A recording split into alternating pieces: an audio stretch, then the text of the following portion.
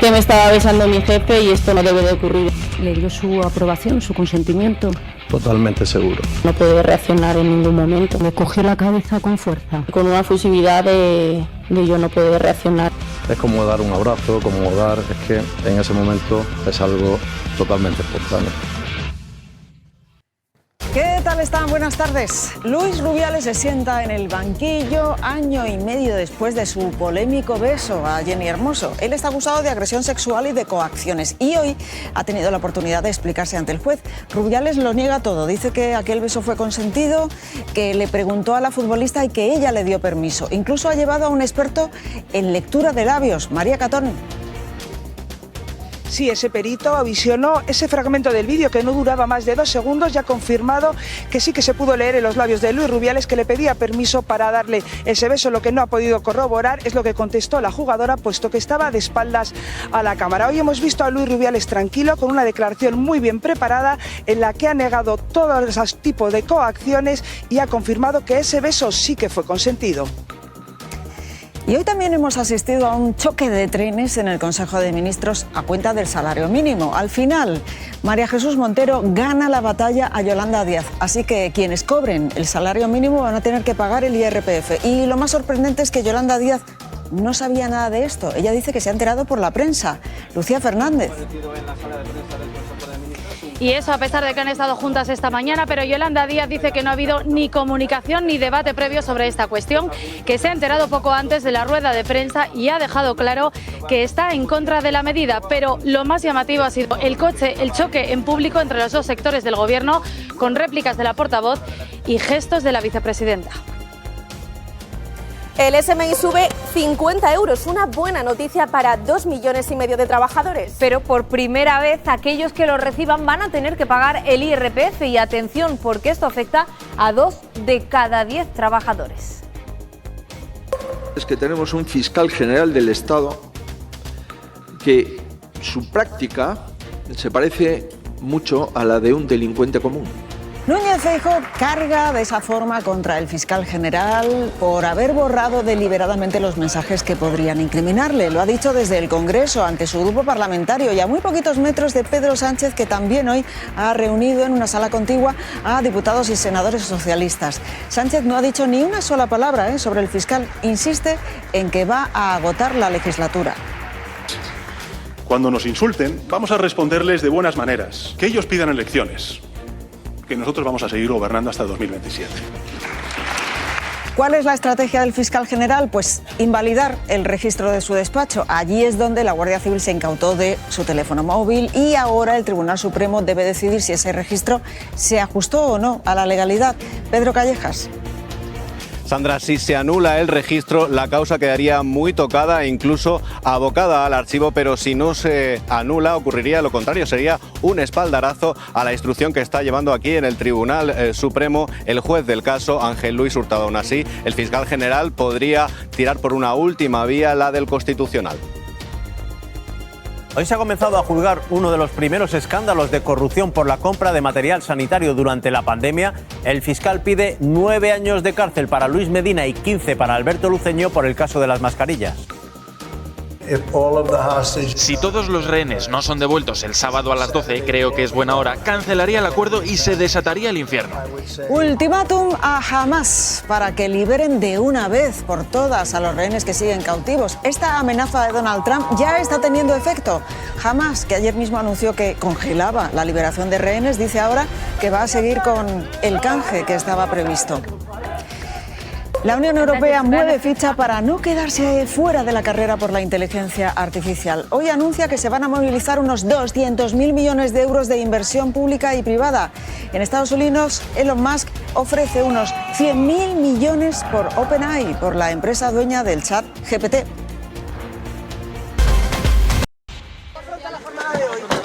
Llegó el día. Hoy hemos visto a Luis Rubiales sentado en el banquillo de los acusados ante el juez. Rubiales ha insistido en que pidió permiso a Jenny Hermoso para darle el famoso beso y que ella le dijo, vale.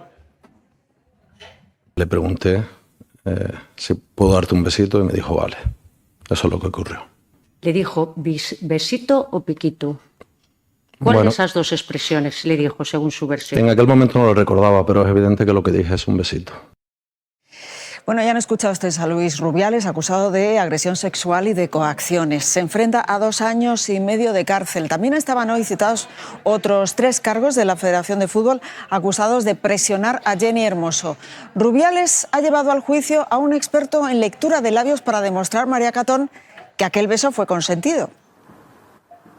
Sí, un experto de una asociación de sordomudos ya ha corroborado que Luis Rubiales le dijo a Jenny si le podía dar un beso, pero no ha podido confirmar lo que le contestó ella, puesto que estaba detrás de espaldas a la cámara. Hoy hemos visto a Luis Rubiales tranquilo, con la declaración muy preparada. Ha insistido en que no coaccionó en ningún momento a la jugadora y que no pidió a ninguno de los otros 3 acusados que hablaran con ella para restar importancia a ese beso. También ha declarado ante el juez que no la vio llorar en ningún momento y que ese beso se trataba de un beso de amigo y no para satisfacer ningún tipo de deseo sexual.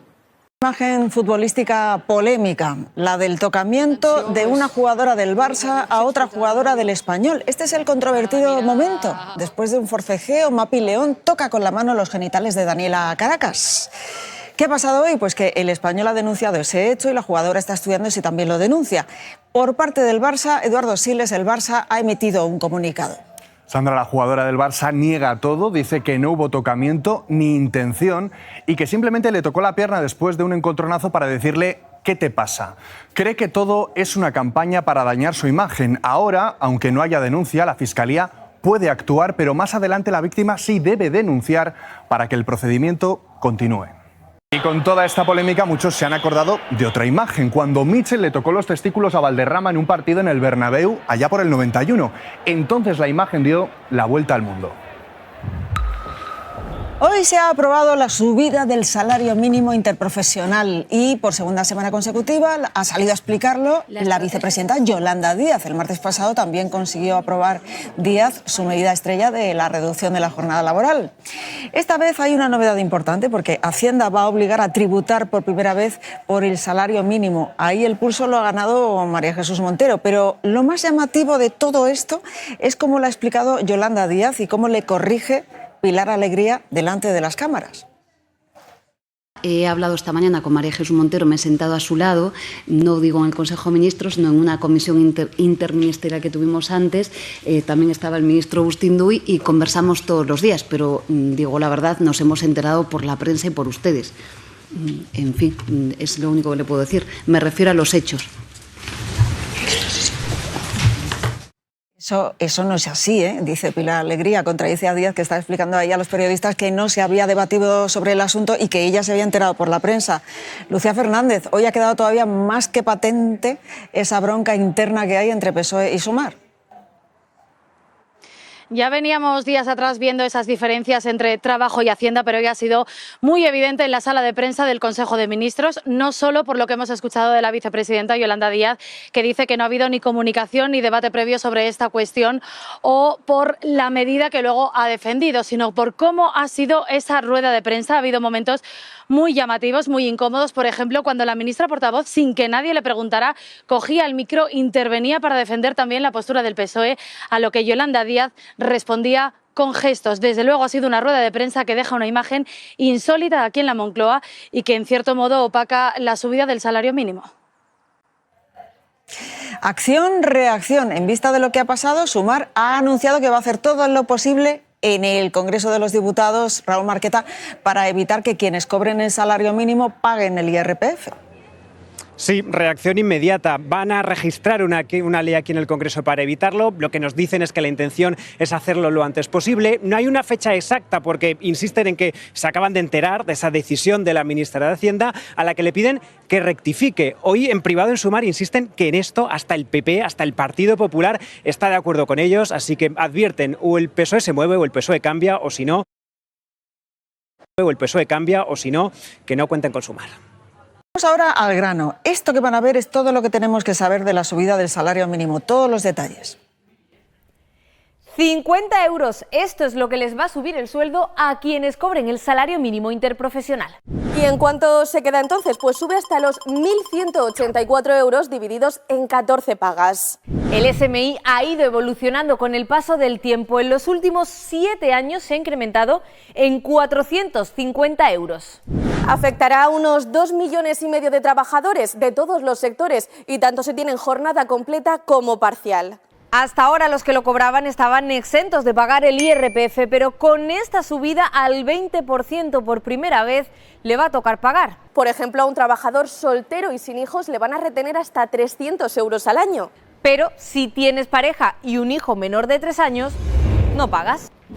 Otra cosa importante, entra en vigor en cuanto se publique en el BOE. Y ojo que tiene carácter retroactivo, se aplicará desde el 1 de enero de 2025. Por cierto, hoy en el Congreso se ha retomado la actividad parlamentaria después de unas vacaciones bastante largas, de casi 2 meses. Pedro Sánchez y Alberto Núñez Feijóo, los dos, casi han llegado a coincidir en espacio y tiempo. Los dos han reunido en el Congreso a sus respectivos grupos parlamentarios. PSOE y PP arrancan motores reivindicándose como los más preparados para gobernar.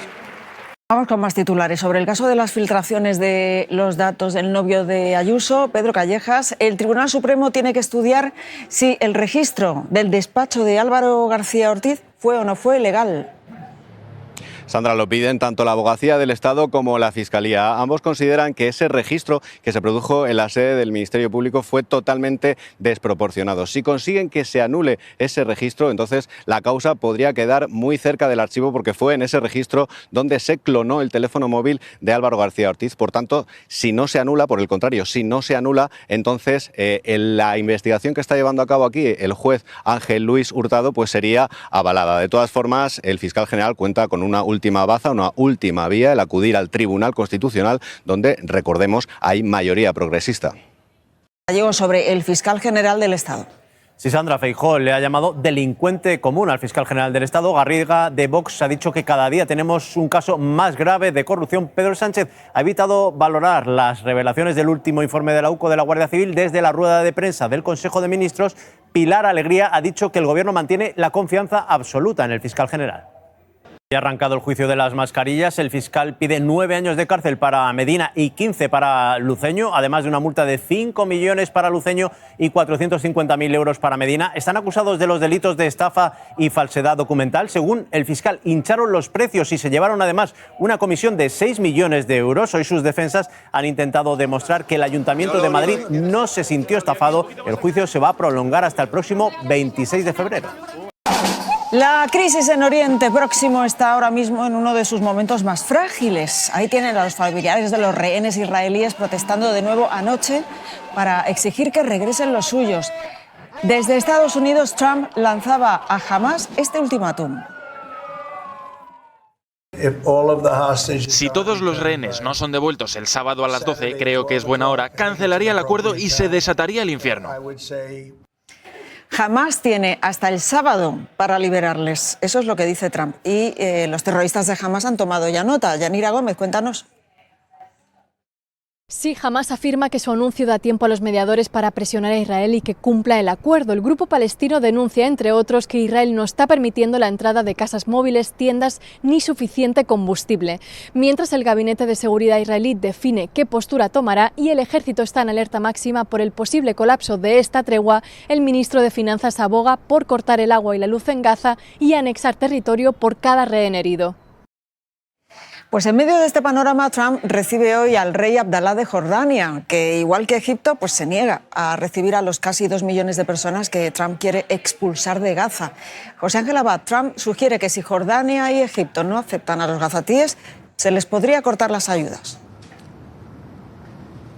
Sandra, Trump le va a plantear al rey de Jordania sencillamente que él y Egipto se arriesgan a perder toda protección americana si no cambian de actitud y aceptan el plan de que Estados Unidos se quede con Gaza y ellos se queden con los palestinos que allí viven, y no temporalmente, sino para siempre, a la vez que Trump lanza su nuevo ultimátum a Hamás.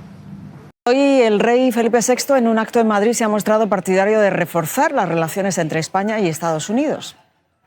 En el contexto actual, es aún más relevante mantener y reforzar el conjunto de nuestros lazos bilaterales con ese gran país que es socio y aliado, así como los vínculos transatlánticos entre Europa y América. En el Parlamento Europeo hay división sobre las políticas de Donald Trump. La ultraderecha defiende al presidente de Estados Unidos frente a los socialistas europeos. Vean esto. Se arrodillarán ante Trump mientras pone en peligro millones de puestos de trabajo. Como Donald Trump impone aranceles, ustedes lo convierten en chivo expiatorio. A usted le gusta mucho todo lo que hace Trump, dando palmas con las orejas hacia esta guerra comercial. Hoy desde París, la presidenta de la Comisión Europea ha hecho un gran anuncio. La Unión Europea va a invertir 200.000 millones en inteligencia artificial. Álvaro del Río, cuéntanos más detalles. La presidenta de la Comisión ha dicho que la carrera no ha hecho más que empezar y está convencida de que el continente europeo puede ser líder en inteligencia artificial. Esos 200.000 millones de euros de inversión privada y pública servirán para crear gigafactorías, centros de datos. Von der Leyen ha defendido una inteligencia artificial abierta y segura frente al modelo de Estados Unidos. Su vicepresidente aquí ha criticado el exceso de regulación y tras su discurso se ha marchado de la cumbre. Gracias, Álvaro. La pelea por el control de la inteligencia artificial enfrenta también en Estados Unidos ahora mismo a dos antiguos amigos, que son Elon Musk y el dueño del ChatGPT, María José Zamora. Así es, Sandra, todo empezó con una cifra, esta que van a ver. Elon Musk ofrecía 97.000 millones a su ex socio Sam Altman por su empresa OpenAI, un valor mucho menor del que tiene. Y él le contestaba en la misma línea. Le daba 9.700 millones por Twitter, un precio ridículo para esa empresa. La respuesta, además, llamarle estafador. Los dos empezaron trabajando juntos con el proyecto de ChatGPT, luego se distanciaron por diferencias de criterio empresarial. La inteligencia artificial también siembra la polémica en el arte. Unos 4.000 artistas piden que se cancele una subasta la semana que viene de obras hechas con IA utilizando modelos creados por humanos. Creen que es un robo a la propiedad intelectual. Y España pierde 10 puestos en el ranking de corrupción. Aquí lo vamos a ver. Está en el puesto 46 ahora. El primero es Dinamarca y el último, el más corrupto, Sudán del Sur. También bajan otros países europeos como Italia. Precisamente allí hoy se ha realizado una macrooperación contra la mafia. Más de 1.000 policías. Hoy se ha realizado una macrooperación contra la mafia. Más de 1.000 policías han detenido a 183 personas en Sicilia. Gracias, María José. Bueno, y tampoco salimos bien parados en la lista de los países con más menores adictos a las redes sociales. España es el primero de ellos, el país donde los niños y adolescentes dedican más tiempo, hasta 4 horas al día. Algunos reconocen que se meten en las aplicaciones cada cuarto de hora. Los nuevos datos de hoy sobre la vivienda, Teo Ibernón, hay una grandísima demanda. Estos son los datos, Sandra. En 2024 aumentó casi un 40% el número de personas que quieren comprar, pero disminuyó un 9,3% las viviendas en venta. El mercado está descompensado, mucha demanda, poca oferta y eso hace que los precios suban. De medio, el metro cuadrado nos cuesta 2.802 euros y la hipoteca media se sitúa en algo más de 132.000.